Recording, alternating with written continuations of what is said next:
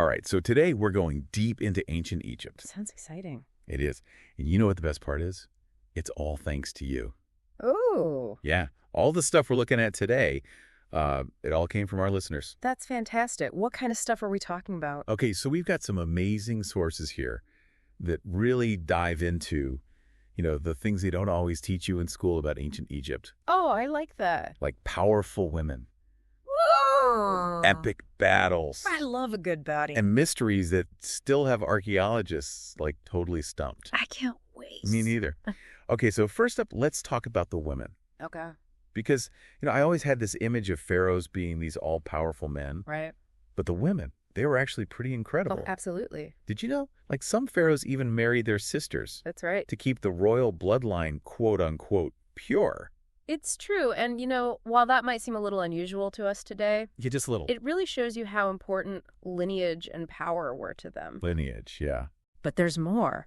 Beyond those family ties, you had women who, completely broke the mold. Okay, tell me more. Like Hatshepsut. Hatshepsut. She didn't just, share power. She declared herself pharaoh. Whoa. And ruled for over 20 years. 20 years. That's not just stepping in for a bit. That's a whole reign. What did she even accomplish during that time? Okay, so think grand temples, Yeah. massive, ambitious trade expeditions. Wow. And she was incredibly savvy politically. Oh. She really knew how to solidify her rule. All right. She even used religious beliefs to her advantage.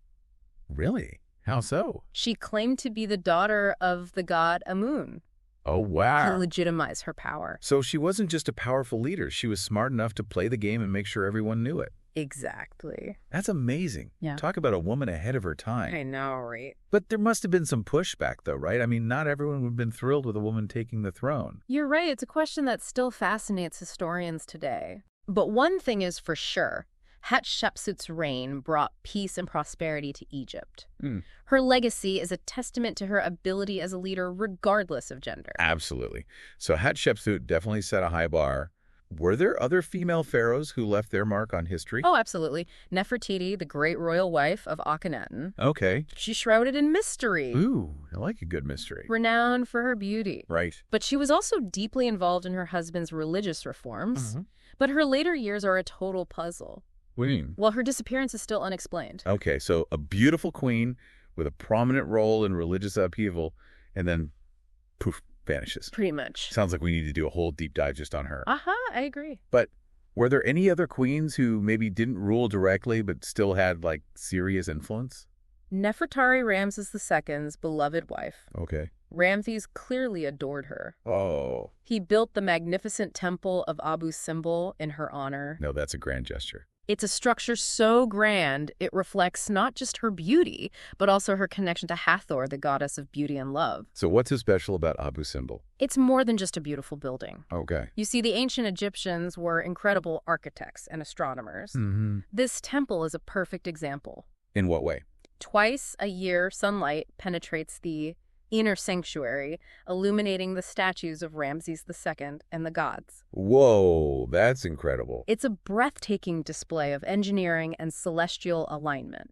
Imagine the planning and precision that went into creating something like that. It's mind-blowing. Okay, we have to talk about Cleopatra. Of course. She's like the ultimate icon of ancient Egypt. She is, but she's often misunderstood. Really? How so? I mean, yes, she was known for her beauty, Right. but Cleopatra was far more than a seductress. Okay, I'm listening. She was incredibly intelligent, spoke multiple languages, Wow. and was a skilled politician. She fought fiercely to protect Egypt's independence from the encroaching Roman Empire. So she wasn't just playing the game, she was a major player on the world stage. Exactly. I'm really curious about her relationships with Julius Caesar and Mark Antony, Oh, yes. two of Rome's most powerful men. It's quite a story. What was the dynamic there? Well, both relationships were complex. I bet. They were a blend of political strategy and genuine passion. Interesting. She had children with both men, Oh, what? further entangling Egypt's fate with that of Rome. It must have been a crazy time to be alive. It was a period of immense political turmoil. Uh-huh. Cleopatra had to navigate a web of alliances and rivalries to maintain her position. Sounds like something straight out of a history book. Or a soap opera. Uh-huh, right. But speaking of powerful figures, what about Ramses II? Ramses the Great. You mentioned him earlier, and I have to admit, he always seemed like the ultimate pharaoh. Larger than life. Exactly. What made him so remarkable? He was remarkable. Ramses II, often called Ramses the Great, definitely lives up to the hype. He does sound pretty impressive. And get this, he wasn't even the only Ramses. There were 11 pharaohs with that name. Whoa, that's a lot of Ramses. It is, but Ramses II's reign was remarkable. How so? It lasted a staggering 67 years. 67 years. That's longer than many modern nations has even existed. I know, it's incredible. And those years were filled with incredible achievements. Like what? Well, he was known for his ambitious building projects. Oh, right. You mentioned Abu Simbel earlier. Exactly. But he was also responsible for countless other temples, monuments, even entire cities. It's amazing to think about the scale of those projects, these massive structures built without modern technology. It's mind-boggling. But wasn't he also known for his military prowess? Oh, absolutely. He was a warrior king. So tell me about some of his battles. Whoa, one of the most famous battles in ancient history, the Battle of Kadesh. Oh, yeah, I've heard of that one. That was Ramses II leading his forces against the Hittites. So it was a clash of titans, two powerful empires going head-to-head. Exactly. What a battle it was. What happened? The battle itself was incredibly fierce, a real clash of civilizations. Heavy losses on both sides. Oh, wow. So who won? Well, that's the interesting part. Okay. What happened afterwards is truly fascinating. What do you mean? The Egyptians and Hittites, they negotiated a peace treaty. Wait, a peace treaty?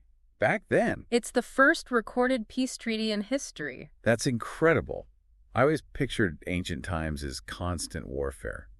It's a common misconception, but you see, diplomacy and negotiation were highly valued in ancient Egypt. The more you learn about them, the more complex they become. Right. And you know what's even more surprising? What? Women played a role in the negotiations. Really? It's true. While we don't have all the details, it's clear that women were not excluded from these important matters. That's so cool. The treaty was even sealed by a marriage between Ramses II and a Hittite princess. Wow, a political marriage to solidify peace?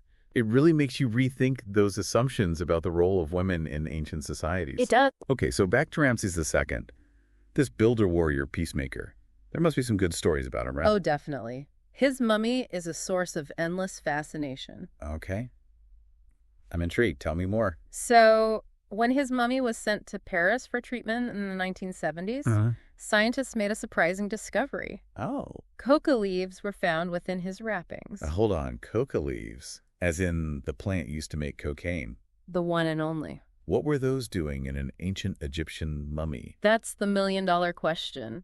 This discovery has fueled theories about contact between ancient Egypt and South America. In South America. The native land of the coca plant. Are you suggesting what I think you're suggesting? Imagine ancient Egyptian ships crossing the Atlantic thousands of years ago. That would rewrite history as we know it. It's a possibility that continues to intrigue researchers today. Mind-blowing. But let's step back for a second and talk about something that's always fascinated me. Sure. How did ancient Egyptian civilization last for 3,000 years? It's almost incomprehensible. It really is an incredible feat of cultural endurance. So how did they do it? Well, there were several key factors at play. Okay, I'm listening. First, the Nile River. It was their lifeblood. Its annual floods provided fertile land for agriculture and a natural highway for trade and transportation. So they had this reliable source of sustenance and a way to connect different parts of their empire. Exactly. What else contributed to their stability? Their geography. It played a crucial role, surrounded by vast deserts and the Mediterranean Sea. Okay, yeah, I can see how that would be helpful. They were naturally protected from invaders. Makes sense. This allowed their culture to develop in relative isolation. Interesting. Creating a strong sense of unity and identity. So they had this perfect combination of resources, natural barriers, and cultural cohesion. Yeah. No wonder they thrived for millennia. It's quite remarkable. It is. What about their writing system, those famous hieroglyphics? Ah, yes, the hieroglyphs. Did they stay the same over all those centuries? Well, hieroglyphs, literally meaning sacred writing, are definitely one of the most iconic aspects of ancient Egypt. Sure. But they weren't just a way to communicate. What else were they? They were considered an art form, a way to connect the earthly realm with the divine. Wow. Never thought of it that way. And to answer your question, no, they weren't static. Okay. They evolved over time, starting with a smaller set of symbols and becoming more complex as the civilization progressed. So it wasn't just pretty pictures. It was a complex system of symbols and meanings that developed over centuries. Precisely. Did everyone in ancient Egypt know how to read and write these hieroglyphs? Not at all. Literacy was mostly limited to scribes, priests, and the elite. Oh, so it's kind of like an exclusive club? In a way, yes. What about the everyday people? How did they communicate? For everyday communication, a more simplified script known as demotic developed. Demotic. Think of it like a shorthand version, Right. making it easier for common people to read and write. Interesting. So hieroglyphs were reserved for important documents, religious texts, and those who had the privilege of learning this sacred writing. It adds another layer of complexity to their society. It does. Speaking of which, what role did religion play in their lives? Oh, religion was deeply ingrained in every aspect of ancient Egyptian life. So we're not just talking about temples and rituals, right? No, their temples weren't just places of worship. What else were they? They were centers of economic and political power. Wow, so really important places. Each temple was dedicated to specific gods and goddesses. Right. Rituals were performed daily to maintain cosmic order and appease the deities. It all sounds very structured. It was.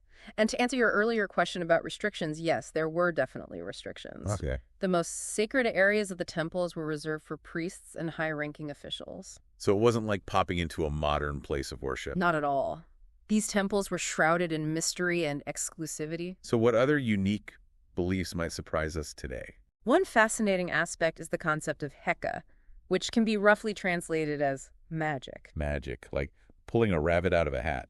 Not quite. Heka was seen as a fundamental force that permeated the universe, a power that could be harnessed for healing, protection, and even influencing events. So magic was woven into the fabric of their daily lives. Exactly. It makes you wonder if they had magicians and sorcerers like we see in the movies. I'm sure they had their own versions of those figures. But with all this talk about temples, pharaohs, and magic, we can't forget about the enduring allure of ancient Egypt's mysteries. Of course not. There's still so many unanswered questions. Earlier you mentioned the search for Cleopatra's tomb. Oh, yes. One of the greatest unsolved mysteries. It's a mystery that has captured the imagination for centuries. Absolutely. What would the impact of such discovery be? Finding Cleopatra's tomb would be monumental. I can imagine. It would offer us a glimpse into her life and reign. Yeah, Potentially changing our understanding of this iconic figure. and the treasure. Exactly. Imagine the treasures buried alongside her jewelry scrolls, maybe even her royal regalia. It's like something out of a movie. It is. It's incredible to think that somewhere out there, her tomb might be waiting to be found. It's a tantalizing thought. Makes you realize how much history is still out there hidden beneath the sands of time. For sure. But, with all the mummies discovered in Egypt, Uh-huh. it makes you wonder about the ethical side of things. It's a valid concern. Is there like a growing awareness of the need to treat these ancient individuals with respect? Absolutely.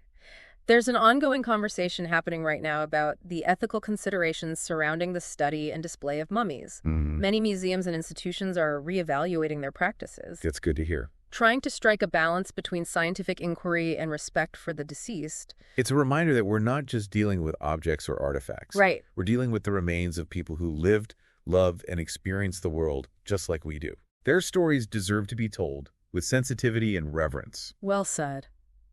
And it speaks to a larger trend, I think, in archaeology and anthropology. What's that? A move toward more collaborative and ethical approaches that recognize the importance of cultural heritage and the dignity of those we study. It's a shift in perspective that I think is essential. I agree. It allows us to appreciate the past without exploiting it, Yes. to learn from ancient civilizations while acknowledging their humanity. Exactly. And that brings us back to the heart of why we study history in the first place. Why is that? It's not just about dates and facts. Right. It's about understanding the human experience across time, connecting with the threads that bind us to those who came before us. It's like a giant puzzle. It is. And with each discovery, we get a little closer to seeing the full picture. I like that analogy. And ancient Egypt, with its enduring legacy of architecture, innovation, and yes, mystery. Of course. It continues to challenge and inspire us. It does. It makes us question our assumptions, expand our understanding of what's possible, and maybe even glimpse a bit of ourselves reflected in their stories. Beautifully put. Well, I have to say, this deep dive into ancient Egypt has been absolutely incredible. We've covered so much ground, Romain. Powerful women who defied expectations, epic battles that changed the course of history, mind-boggling mysteries that continue to tantalize, and groundbreaking discoveries that challenge our understanding of the past. It's been a fascinating journey. It really has. And it's just a small taste of what ancient Egypt has to offer. Oh, there are countless stories still waiting to be told, discoveries yet to be made, and mysteries that may never be fully solved. That's part of what makes it so captivating. For sure. It's a civilization that keeps on giving, inspiring us to explore, to question, and to never stop learning. Couldn't agree more. Huge thanks to you for sharing your expertise and for being such a fantastic guide through this ancient world. My pleasure. And of course, a massive thank you to you, our listener, for joining us on this deep dive. Yes, thank you for listening. Before we sign off, we want to hear from you. What aspect of ancient Egypt fascinates you the most? Is it the powerful queens, the epic battles, the mysterious tombs, or something else entirely? Let us know in the comments below. And if you enjoyed this deep dive, be sure to subscribe to our channel for more explorations into captivating topics. There's a whole universe of knowledge out there, and we're excited to explore it with you. We are. Until next time, keep exploring, keep questioning, and keep those brains buzzing.